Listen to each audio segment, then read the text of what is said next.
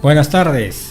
Bueno, como siempre, todos los jueves al mediodía estamos aquí en ATI, Comunicación Inteligente, para hablar de la coyuntura, para hablar de los asuntos públicos que nos conciernen. Y claro, estamos en una semana muy álgida, con muchos asuntos, el tema electoral, el tema del gobierno. Y es así que vamos a empezar hoy día con un invitado muy interesante, un querido amigo, Eloy Espinosa Saldaña, que ha sido magistrado en el Tribunal Constitucional, doctor en Derecho, profesor de Derecho Administrativo y Derecho Constitucional de la Universidad Católica, y un gran conocedor de estos avatares y de la política. Gracias por venir, querido Eloy. Gracias por la invitación, querido Hugo, y como ven, los amigos siempre son generosos con uno. Vamos a los temas, porque los temas son grandes y el tiempo siempre en los medios es corto. Así es. Y se ha dicho, a ver, el gran debate que ha habido estos días ha sido Corvetto, la renuncia de Corvetto, si era legal o no era legal. Y yo he escuchado voces por ahí que salían a decir enfáticamente, no, esto es ilegal, una renuncia, que él no puede renunciar. Sin embargo, renunció y hasta se le aceptó la renuncia. Entonces, lo que queremos es ver un poco desde el punto de vista jurídico, más que político, jurídico. ¿Cuál es tu percepción del análisis de la ley orgánica? Esa es la ventaja de estar en espacios como ATIC, que te permite una discusión seria y no estar llevándonos por los vaivenes de las simpatías políticas. A ver, si uno mira la norma no lo permite.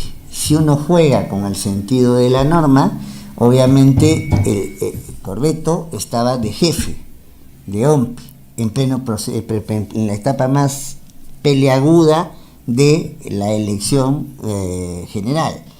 Entonces la idea es que no debiera, ¿ya? Y por eso hay la oposición radical de mucha gente. O sea, tu tesis es que legalmente no cabía la renuncia. Legalmente no cabía la renuncia, pero porque yo no quiero faltar a la verdad de las cosas, no sería la primera vez que la Junta entonces habla de una interpretación cuando hay un impedimento fundamentado.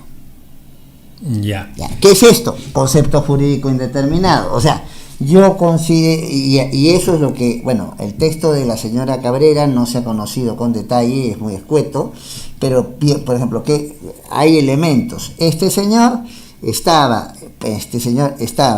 con mandato de detención, le habían quitado el pasaporte, estaba pidiendo garantías. Entonces, y había sido un desastre absoluto las elecciones. No, independientemente de eso, el problema es cómo alguien que dirige un proceso se puede movilizar por el país si tiene que pedir garantías. Ya. A ver. Entonces, o sea, tú eres el capitán del barco y tienes que estar encerrado en la mazmorra. No puedes, pues. Entonces, ese es el único argumento. Ahora, jurídicamente, no. Pero si tú quieres jalar un poco la pita, como lo ha intentado hacer la Junta, porque la Junta sí le ha permitido la renuncia, claro. Pero hay un problema, la Junta no ha fundamentado, no ha motivado. A ver, yo tengo una percepción un poco diferente, a ver qué piensas tú. Mira esto, porque me puse a analizar y quería saber, ¿es renunciable o no es renunciable? Mira cómo vi este tema. En la ley orgánica de la Oficina Nacional de Procesos Electorales, tengo el artículo 2 y el artículo 5 que tienen esta peculiaridad. Está muy cerca del... No será el mío. La tecnología a veces. La tecnología nos ponemos por acá la tecnología. Malas pasadas, ya está. Sigamos. Entonces, mira, el artículo 2 y el artículo 5 tienen esta peculiaridad. Hablan de procesos electorales, referéndum y otras consultas populares. Y 2 veces lo dice. Ya, muy bien. Luego tenemos el artículo 8 que dice, ¿no?, que la Junta Nacional de Justicia puede remover al jefe de la OMPE cuando cometa una falta grave. ¿No es así? Algo que desmerezca el concepto público, así lo dice, o comprometa la dignidad del cargo. Y el artículo 10, que es el de la renuncia, dice lo siguiente, fíjate tú.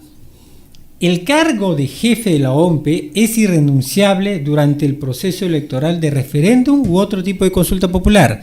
Es decir, sacó afuera la parte general de procesos electorales. Solo se centró en referéndum y otras consultas populares. Entonces, uno podría pensar, desde esta lógica, como limitar la renuncia es limitar un derecho, yo tengo que interpretar las normas no para facilitar la renuncia, sino si se puede viabilizar esta, porque puedo liberar a la persona. Entonces digo, si la propia norma ha querido separar procesos electorales de referéndum y otros tipos de consulta popular, y en la parte de renuncia solo hablan de referéndum y consulta popular, quiere decir que estaría habilitado para renunciar en procesos electorales, ahorita terminó, y que además dice, salvo que sobrevenga impedimento debidamente fundamentado. Ahí está, pues. Y si saltamos al artículo 14, resulta que es una causal de vacancia la renuncia, aparte del impedimento sobreviniente. Entonces, con una interpretación sistemática, y tú eres experto en esto porque muchas sentencias tuyas y tus votos disidentes o de mayoría en el TC aplicaban la interpretación sistemática, ¿no podría verse esto en conjunto y decir, mire, hay situaciones en las cuales si se desmerece el concepto público, si se afecta la dignidad del cargo, si hay sobreviniente un impedimento debidamente fundamentado, sí, pues se puede aceptar la renuncia, y esta era una coyuntura terrible como para aceptar una renuncia, y como bien dices tú, con mayor razón si el señor está en graves problemas. Por eso mismo, esto ya parece una reunión de la época de la Comisión de Indecopi, en la cual trabajábamos, donde siempre discutíamos cosas tan interesantes. A ver, vamos por partes. El sentido de la norma es que siempre tiene que haber un timonel, ¿ya?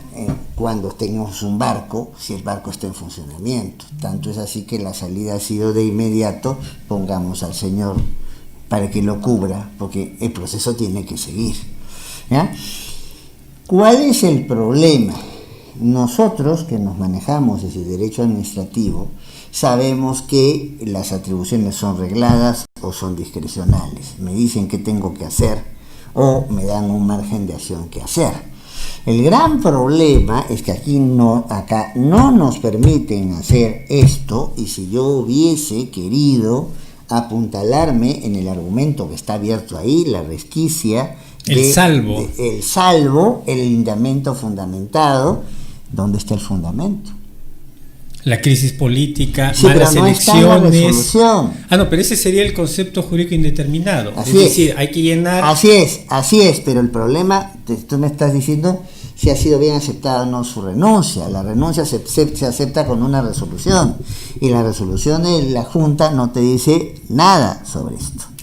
La Junta sí lo hace la concordancia con el artículo 14 y el literal A de la renuncia. O sea, dice, es causal de vacancia la renuncia. Entonces, si es causal de vacancia la renuncia, quiere decir que puede renunciar. Sí, pero claro, pero lo que no te está diciendo, y que la norma sí te lo dice, que la renuncia solamente cabe en supuestos cuando hay un impedimento justificado. Querido Hugo, ¿dónde está el impedimento justificado puesto en el texto de la ponente Cabrera? A ver. Ahora, bueno, ya renunció, le aceptaron la renuncia. No, estamos en el mundo de lo fáctico, y el tipo no está y hay otra persona que está a cargo. Ya no hay un almirante, pero hay un comandante que ha entrado a suplir y llevar las elecciones adelante.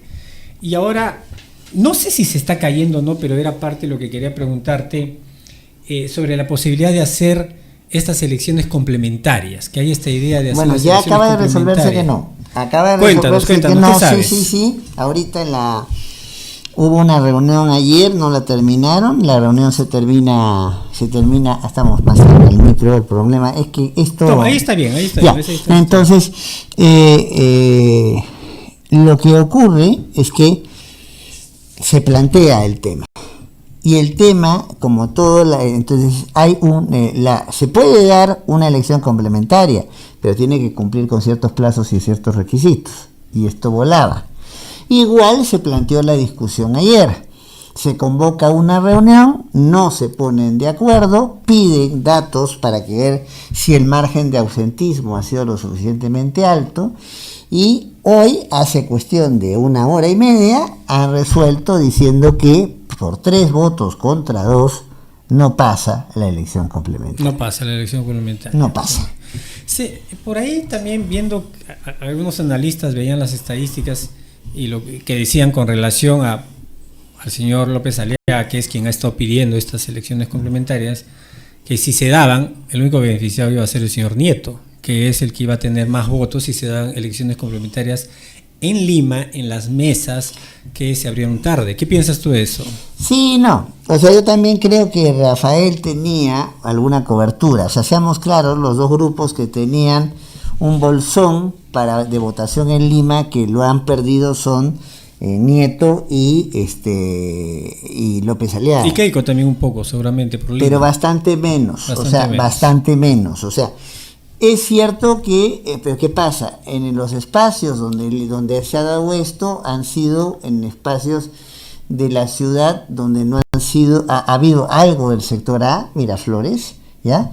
Pero los sectores donde se han dado son sectores más bien B, C, D. O sea, el problema se ha dado en distritos donde allí López Aliaga tiene casi la votación que tenía Nieto. Pero claro, una cosa es quitarle 25 a quien necesita 23 y otra cosa es quitarle 30 a quien necesita 45. O sea, en realidad los dos han sido perjudicados. Pero el que necesitaba menos votos de ese sector para poder pasar era López Aliaga. O sea, a quien le cae más el perjuicio por cálculo matemático, es a López Aliaga. Bueno, para ir terminando, tenemos el tema electoral, un gran bochorno, y también tenemos otro problema con el gobierno y la compra de los aviones.